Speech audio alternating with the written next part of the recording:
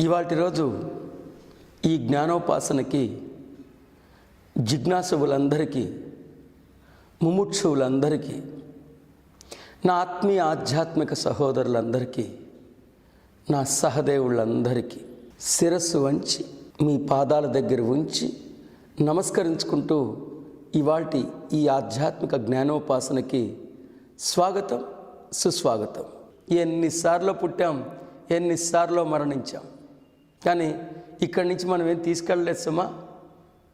వందల వేల కోట్లు సంపాదించినా, ఎంత పేరు ప్రఖ్యాతలు సంపాదించినా, ఎంత అద్భుతమైన అధికారాలు చెలాయించినా, ఎన్ని స్థితిగతుల్ని మనం భూతలంలో అనుభవించినా, ఇక్కడి నుంచి వెళ్ళిపోయేటప్పుడు ఇవేవి మనం తీసుకెళ్ళలేమని, మనతో పాటు మనం తీసుకెళ్ళగలిగే సంపద కేవలం స్వస్వరూప జ్ఞానం మాత్రమేనని, ఆధ్యాత్మిక జ్ఞానం మాత్రమేనని, ఆధ్యాత్మిక జ్ఞాని మాత్రమే అసలైన సిసలైన శ్రీమంతుడని మీరు అర్థం చేసుకుని తీరాలి.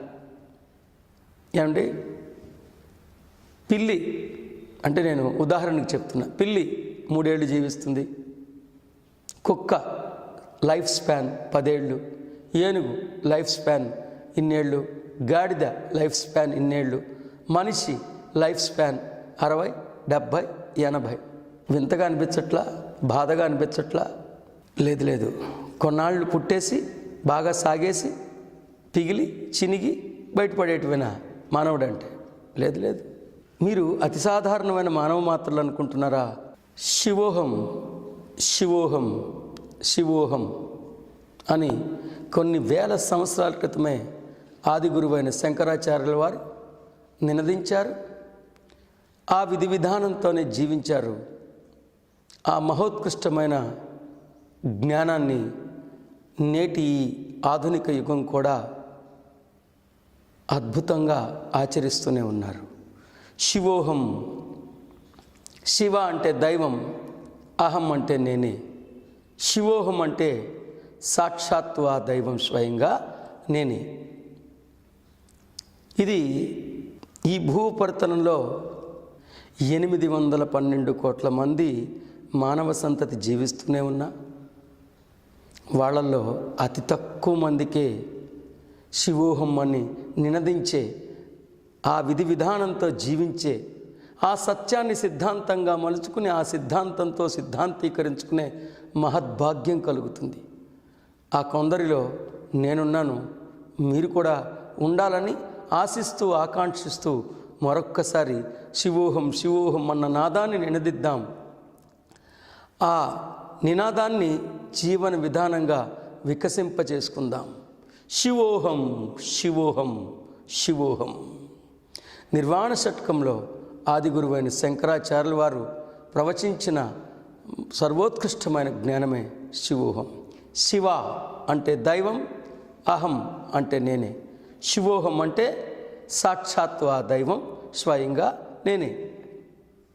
మీరే దైవం అని తెలియచెప్పడానికి అనేక మంది మహనీయులు ప్రవచించారని, మెహర్ బాబా కూడా ఇతరోత్తర మార్గాల ద్వారా ఎన్ని ప్రయత్నాలు చేసినా ఆ దివ్యత్వాన్ని అనుభూతి చెందటం అసాధ్యమని, మానవ రూపంలో అవతరించి, అంటే పండిత శుక్ల కణాల సంగమాన్ని ఆశ్రయించి పంచకోశాలతో పరినిర్మితమైన ఈ పాంచభౌతిక శరీరాన్ని ధరించి దిగివచ్చి మానవుడిగా అవతరించి మనిషిగా జీవిస్తున్న క్రమంలోనే అహం బ్రహ్మాస్మి అన్న మాహాత్యాన్ని అర్థం చేసుకుంటేనే ఆ దివ్యత్వాన్ని స్వయంగా అనుభూతి చెందటం సుసాధ్యమని మెహర్ బాబా ఉపదేశించారని ఇప్పటికే మనం తెలుసుకున్నాం.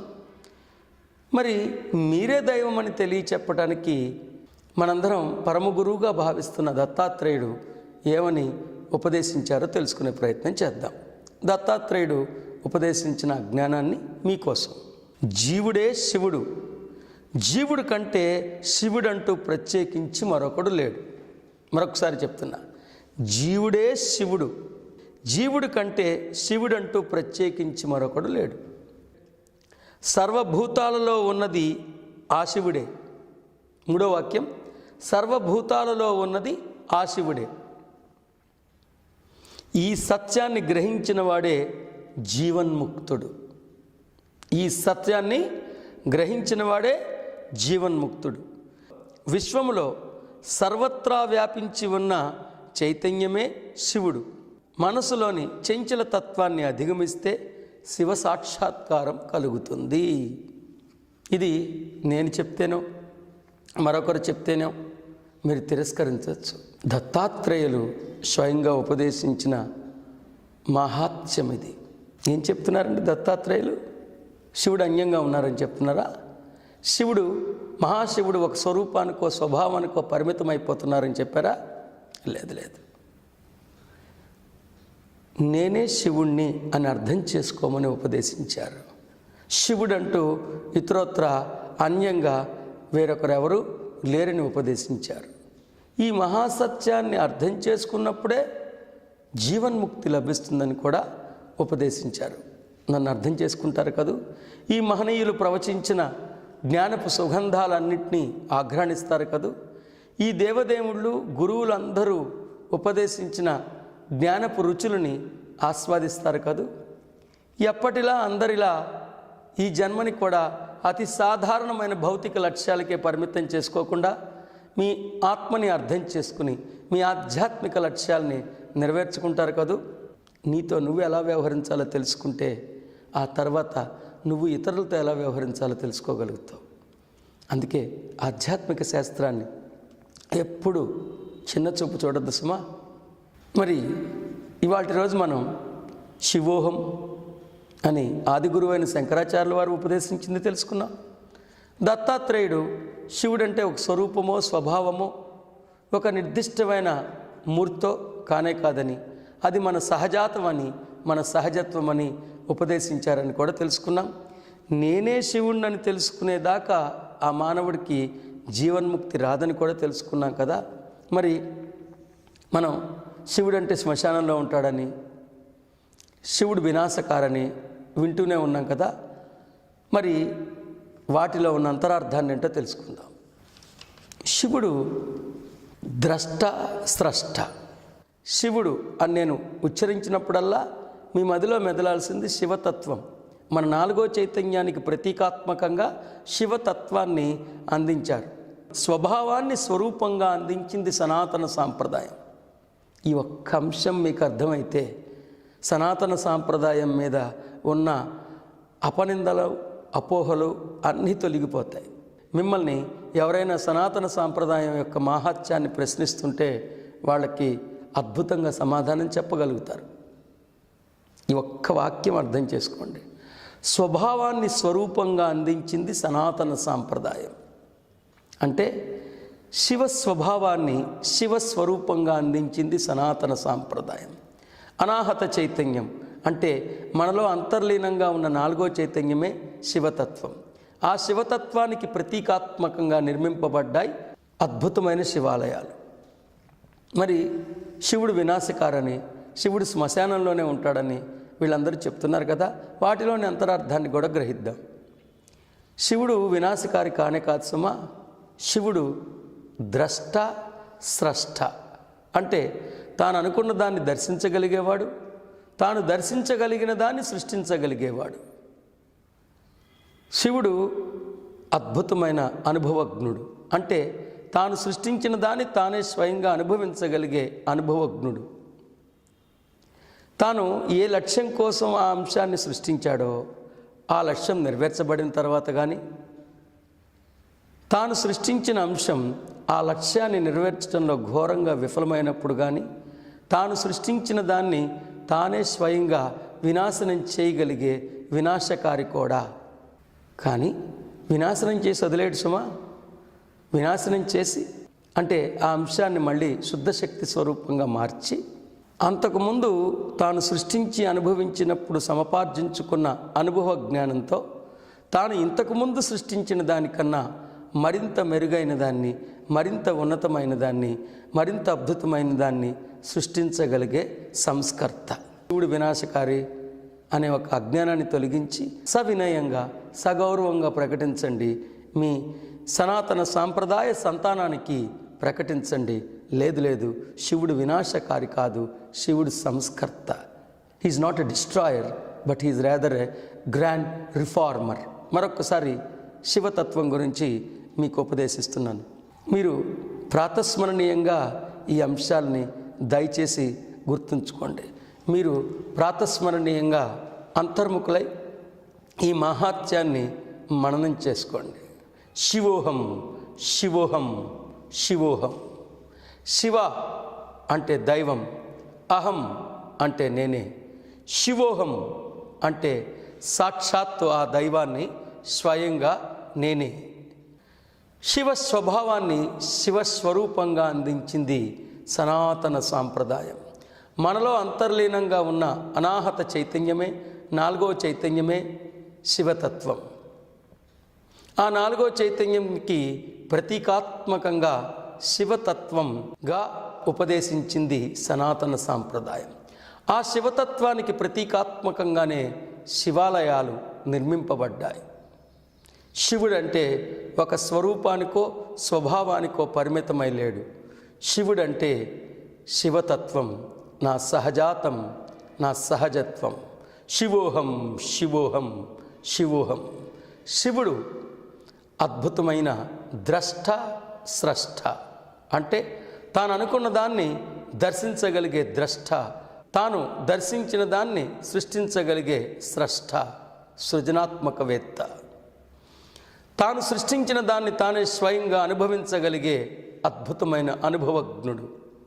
తాను ఏ ఆధ్యాత్మిక లక్ష్యాన్ని నెరవేర్చడం కోసం ఆ అంశాన్ని సృష్టించారో ఆ ఆధ్యాత్మిక లక్ష్యం నెరవేర్చబడిన తర్వాత కానీ, నెరవేర్చడంలో ఘోరంగా విఫలమైన తర్వాత కానీ, తాను సృష్టించిన దాన్ని తానే స్వయంగా వినాశనం చేయగలిగే వినాశకారి కూడా. అంతేకాదు, ఆ అంశాన్ని వినాశనం చేసి దాన్ని శుద్ధ శక్తి స్వరూపంగా మార్చి, తాను ఇంతకుముందు ఆ అంశాన్ని అనుభవించినప్పుడు పొందిన అనుభవ జ్ఞానంతో మరింత మెరుగైన దాన్ని, మరింత ఉన్నతమైన దాన్ని సృష్టించగలిగే అద్భుతమైన సంస్కర్త కూడా.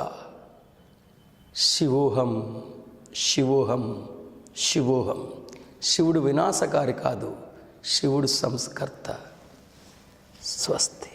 అయ్యా, మీరు ప్రతిరోజు ప్రాతస్మరణీయాన్న, మీరు ప్రతిరోజు ఈ అంశాన్ని ప్రాతస్మరణీయంగా స్మరిస్తే,